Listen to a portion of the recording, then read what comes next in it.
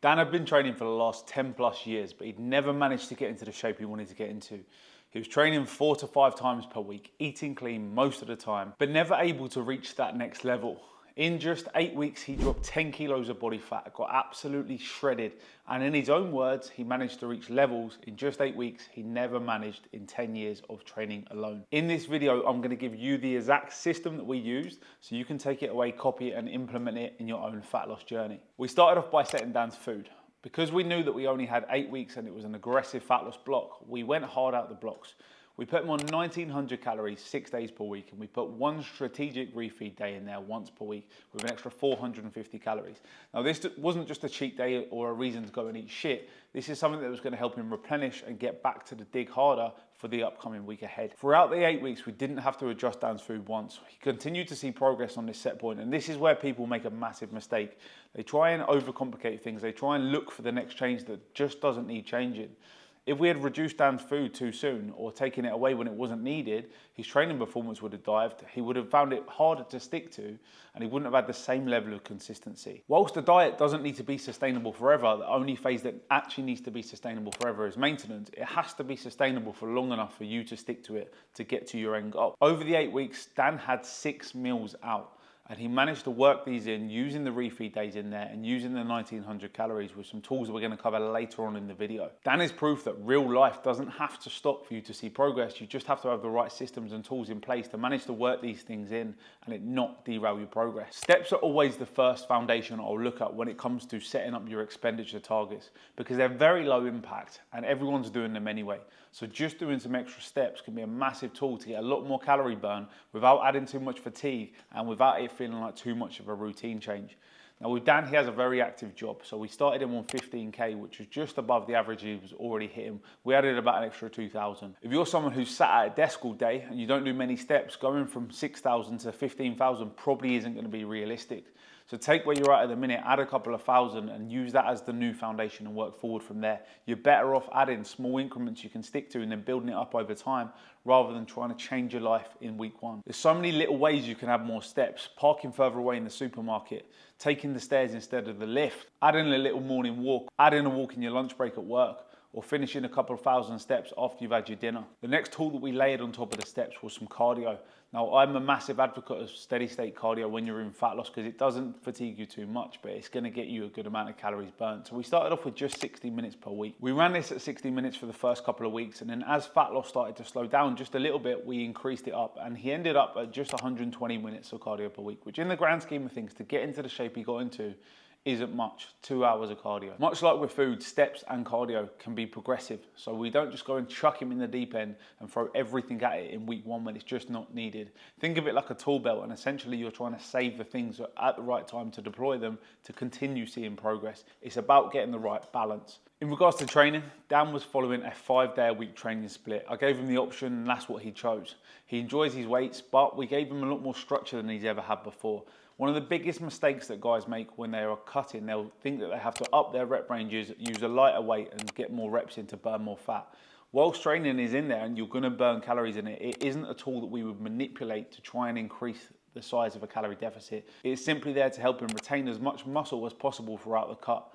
So it was important that we got him to track his workout so we could track how his strength was moving and progressing throughout the cut. Dan also played football on top of this. So finding movement that you actually enjoy, finding movement that doesn't feel like cardio itself is gonna make this something you're gonna wanna stick to and it's gonna make it more enjoyable. Before we move on to the next point, Ignite, my 8-week rapid fat loss program, which is the exact program that Dan used to drop 10 kilos in 8 weeks, is starting again soon. Start date is on 11th of May, which is a couple of weeks away from the time of this video going live. I've put a link below with all the information on there. It's literally 95 quid for the first 20 people to sign up. Have a look at that. Description below. In the early days, this transformation didn't come easy to Dan. One of his first struggles was getting his nutrition close to his targets. And when we looked and dived into this a little bit deeper, it's because he was trying to eat on the fly too much. He was waking up without a real clue of what he's having on that day, which left him making decisions in the minute when he was caught up at work and he was just falling a bit short of his targets. So the first thing we put in place was a meal prep system that worked for him. Every Sunday he would plan his Monday to Friday while he's at work. He would then go and put all of his calories in his tracking app and he would then meal prep on a Sunday. He would spend about an hour, hour and a half on a Sunday, but it meant that he wouldn't have to cook multiple times a day through Monday to Friday when he was at work and he was really busy. The biggest takeaway you can have from this is take away the need to make daily decisions. When you have your meals prepped out, when you have them pre-tracked in your tracking app, it isn't a decision anymore. It's all laid out for you, and that is now the easiest option instead of it being inconvenient. You're also going to buy yourself back a lot of time. If you spend 1.5 hours at a weekend, it's going to save you an hour every single weekday, so it's very time efficient. Of course, this doesn't mean it has to be boring meal prep. The more effort you can put into it using different sauces and spices can make it really enjoyable and something you actually want to eat. That's massively important for your adherence. Dan also experienced some cravings as the program went on, which is completely normal. Once you get the first 4 or 5 weeks out of the way, this is when you can start to get very hungry and you start to get those sweet cravings kick in. Now, there's 2 things that we put in place to help Dan manage these. The first one was we had urgency, okay? We had an end date, and this is what a lot of people don't have. They're just gonna diet until they eventually get to where they want to get to. But the problem this creates is it allows you just to keep pushing back. This week won't matter, this one-off won't matter. And all of those little things will add up massively over the course of your cut, and it could extend it to even double the amount of time. I also got Dan to picture where he wanted to be by the end of the cut. I told him to think about it every time he wants to eat something sweet. Where does he want to be at the end of that cut, and how will this decision influence it? Is it worth it? As humans, we're still wired on that chimp brain. Monkey see, monkey do. Food in front of me, I want to eat it. All you're thinking about is yourself right in the minute. But when you can practice that delayed gratification about what is going to benefit you for the longer term and where you want to be then, that can massively help you get through these short spells where you just want to eat what's in front of you. And the result of this, Dan said to me after the 8 weeks were up, he's made more progress in the 8 weeks than he had years of trying by himself. That is the difference between guys who finish and who don't. Dan had been trying hard for years, but until we found the right system, until we had the right structure in place, none of that effort was translated into the result he wanted. So that was the 8 weeks wrapped up. 10 kilos of body fat dropped. Dan looked absolutely fantastic, but this is where most fat loss programs, and this is where most people fuck up their diet. They treat that as the finish line and they don't have a plan for what comes next. So all of that hard work, that shape you've just worked so hard to get into, gets thrown away quicker than you've got it. Dan decided, after seeing the progress and results he had in just 8 weeks, he wanted to carry on, and he came into my premium one-to-one coaching service. Now, for the next 4 weeks, this was all about solidifying the physique and the progress that he had worked so hard to achieve throughout a reverse diet. So essentially, our job was to bring his food from low up to high, and was to bring his expenditure down to a much more sustainable point, let his body recover, let his hormones rebound, let his energy levels rise, and that have a direct translation into how hard he can train in the gym.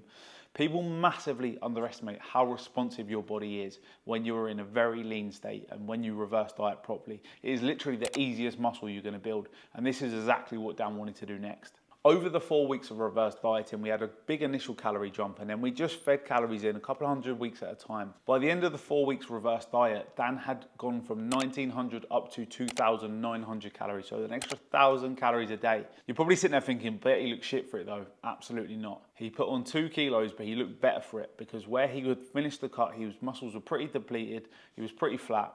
We put that extra food in, his training performance flew up, and he actually looked better after the 4 week reverse diet than he did at the end of the cut. It was a lot more sustainable. He was eating a shitload more food, and now he had the perfect platform to spend July, August, September in a maintenance phase and enjoy the hard work that he'd got from his cut. Now, of course, maintenance can be quite a tricky one, because when you're cutting, you've got a reason why you're not going to go and have that food. You've got a reason why you need to do that cardio.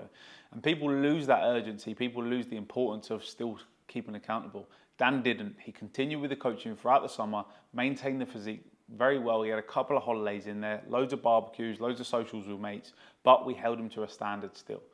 Come September, it was time for Dan to take this to the next level.